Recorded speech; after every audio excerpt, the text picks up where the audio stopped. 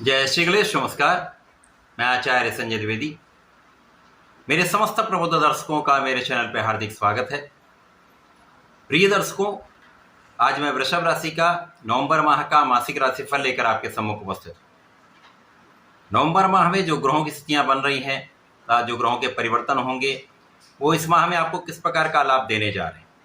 इस माह में आपका स्वास्थ्य किस प्रकार का रहेगा, शिक्षा, ज्ञान, संतान का पक्ष कितना बलवान रहेगा, इस माह में भाग्य का कितना साथ मिलने वाला है, कार्य क्षेत्र में आप कितनी प्रगति करने वाले हैं, लाभ कितना आपको प्राप्त होगा तथा इस माह में धन का कितना लाभ आप अर्जित करने जा रहे हैं। इसी प्रकार से यदि इस माह में कहीं कोई समस्या है तो उसका क्या निराकरण है, संपूर्ण विश्लेषण मैं पूर्ण तर्क के साथ करने जा रहा हूं। प्रिय दर्शकों, इस राशिफल को आप अपने लग्न तथा राशि दोनों के अनुसार देख सकते हैं। अर्थात यदि आपकी वृषभ लग्न है अथवा वृषभ राशि है तो ये राशिफल आपके लिए। वृषभ राशि के लिए यदि हम स्थितियों का अवलोकन करते हैं तो यहाँ पर लग्न में ही गुरुदेव बृहस्पति का गोचर चल रहा है। इसी प्रकार से आपके तृतीय भाव में, पराक्रम के भाव में पराक्रम के कारक मंगल होंगे, परंतु ये अपनी नीच राशि में होंगे। आपके पंचम भाव में केतु का गोचर होगा। षष्ठम भाव में नीच के सूर्यदेव का गोचर चल रहा है। आपके सप्तम भाव में बुध तथा शुक्राचार्य का एक महाप्रबल राजयोग बना हुआ है। इसी प्रकार से आपके कर्म भाव में शनिदेव अत्यंत प्रबल अवस्था में है, जो भाग्य और कर्म के स्वामी होकर कर्म भाव में गोचर कर रहे हैं। इसी प्रकार से आपके एकादश भाव में, लाभ भाव में राहु का गोचर चल रहा है।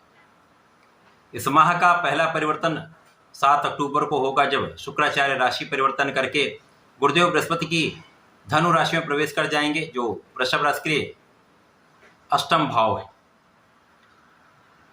15 नवंबर को शनिदेव, जो वर्तमान समय में वक्री अवस्था में है, मार्गी हो जाएंगे।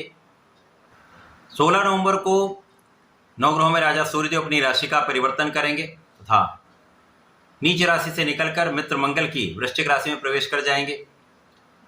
इसी प्रकार से 26 नवंबर को बुध, जो वर्तमान समय में वृश्चिक राशि में है, वक्री अवस्था में आ जाएंगे।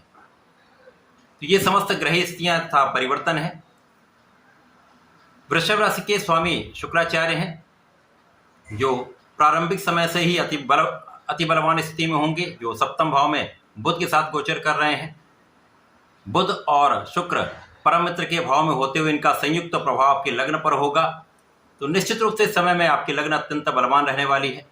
स्वास्थ्य समस्याएं कम से कम होंगी। आपका बौद्धिक स्तर बहुत अच्छा रहने वाला है। आपकी क्षमता में कई गुना वृद्धि होने वाली है। शारीरिक, मानसिक तथा आर्थिक रूप से आप बहुत सबल रहने वाले हैं, क्योंकि महालक्ष्मी योग का संपूर्ण प्रभाव आपके लग्न पर होगा। निश्चित रूप से यह समय आपका है। प्रारंभ से ही आप अत्यंत प्रभावी रहने वाले, आपका आकर्षण भी बढ़ने वाला है। आप बहुत सौंदर्यवान रहने वाले हैं। इस समय में लोगों के बीच में आपका विशेष प्रभाव रहने वाला है। बुद्धि का स्तर श्रेष्ठ रहेगा, आपकी गणनाएं श्रेष्ठ रहेंगी तथा इस समय में आप संपूर्ण रूप से अति सफल रहने वाले। गुरुदेव लग्न में है, जिसका संपूर्ण प्रभाव आपके व्यक्तित्व पर पड़ने वाला है। व्यक्तित्व का विस्तार होगा। एक प्रभावी व्यक्तित्व आपका रहने वाला है।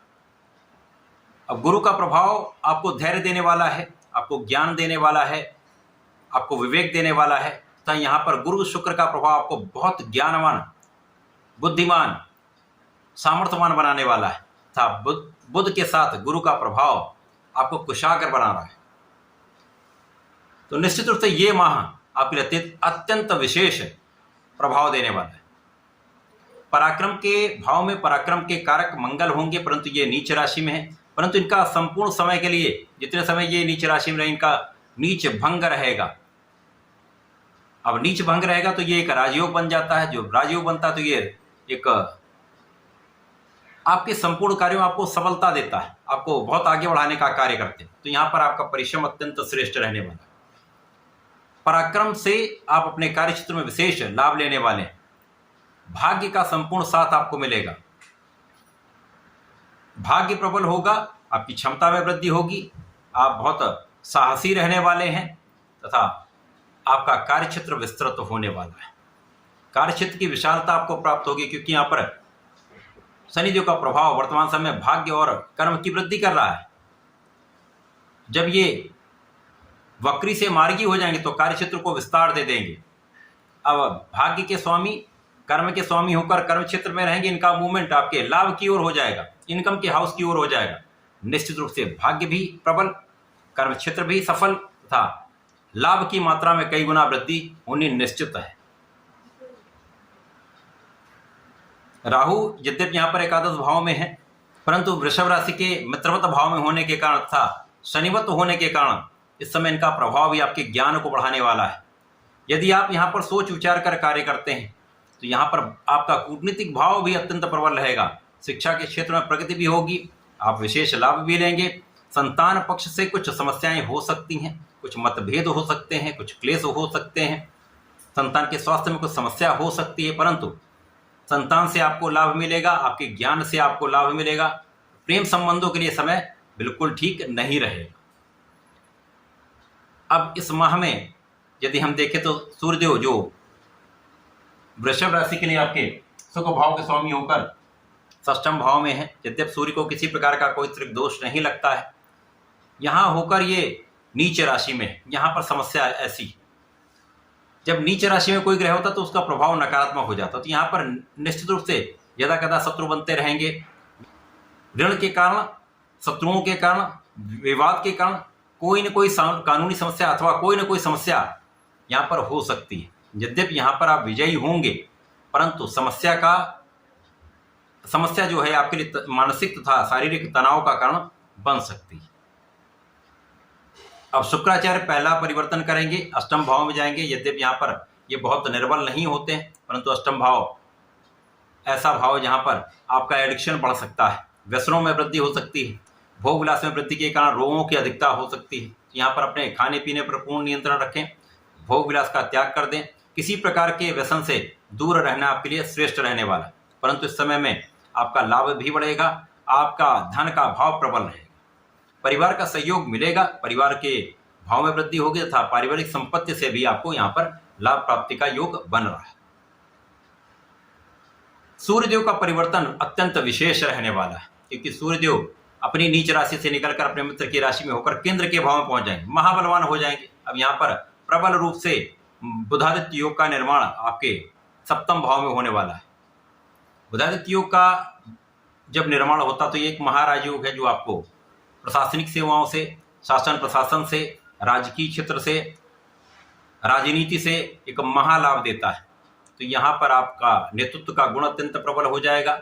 जो समस्याएं आ रही थी वो दूर होंगी, कष्ट दूर होंगे, शत्रुओं पर संपूर्ण विजय आपको मिलेगी, ऋण से आप मुक्त होंगे तथा इस समय में निश्चित रूप से आपकी प्रबलता, आपका ज्ञान, आपकी कुशाग्र बुद्धि तथा आपकी क्षमता, आपका सामर्थ्य, आपकी शासन करने की क्षमता, आपके नेतृत्व करने का गुण आपको बहुत आगे ले जाने वाला, आपको बहुत सबल बनाने वाला तथा आपको बहुत बड़ी सफलता देने वाला है। अब यहाँ पर जब बुध वक्री होंगे तो वक्री होकर भी इसी भाव में रहेंगे, तो यहाँ पर निश्चित रूप से इस भाव को प्रबलता देते रहेंगे। जीवन साथी के साथ सामंजस्य बढ़ेगा, मतभेद दूर होंगे तथा साझेदारी में यदि आप कोई व्यवसाय करते हैं, कोई कार्य करते हैं, तो यहाँ पर विशेष लाभ आपको प्राप्त होगा। जो लोग नौकरी का प्रयास कर रहे हैं, सरकारी नौकरी में जाना चाहते हैं, उनके लिए विशेष अवसर है। जब आप अपने बुद्धि का प्रयोग करके, अपनी क्षमताओं का प्रयोग करके आप सफलता की प्राप्ति कर सकते हैं। सरकारी नौकरी का योग प्रबल हो रहा है।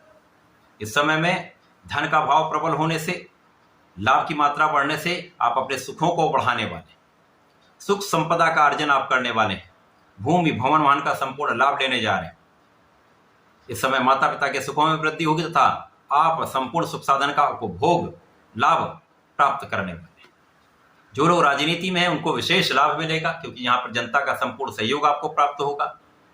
यदि जनता के समक्ष जो भी आप कार्य करेंगे वो आपके लिए सराहनीय होने वाला है, आपको यश की प्राप्ति का योग बन रहा है। तो ये एक श्रेष्ठ समय है वृषभ राशि के लिए।